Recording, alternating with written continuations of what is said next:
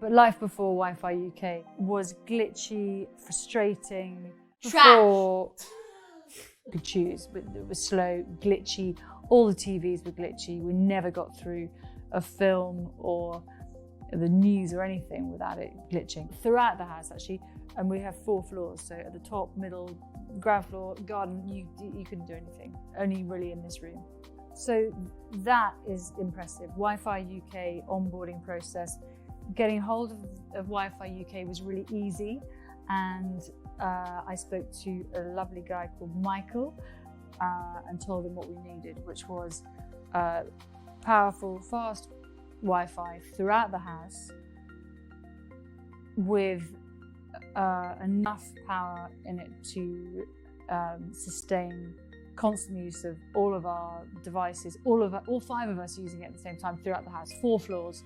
And within a week, Michael had sorted out the guys, got them in.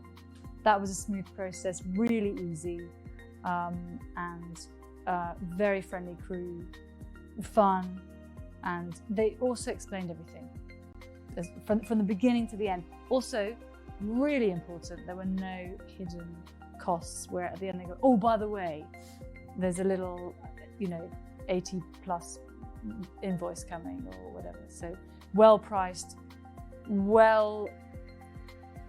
easy, and a happy process.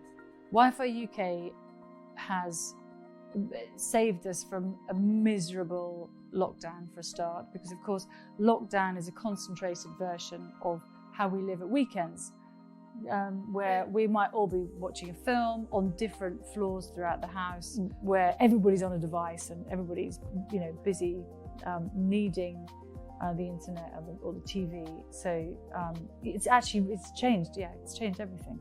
And we can also use it throughout the house: top, bottom, middle, front, back, garden. So yeah, amazing.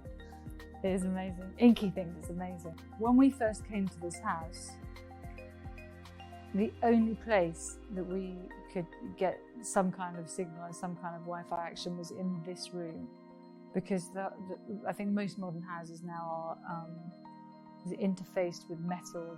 They're insulated with some metal struts, which basically means that Wi-Fi it doesn't penetrate the house.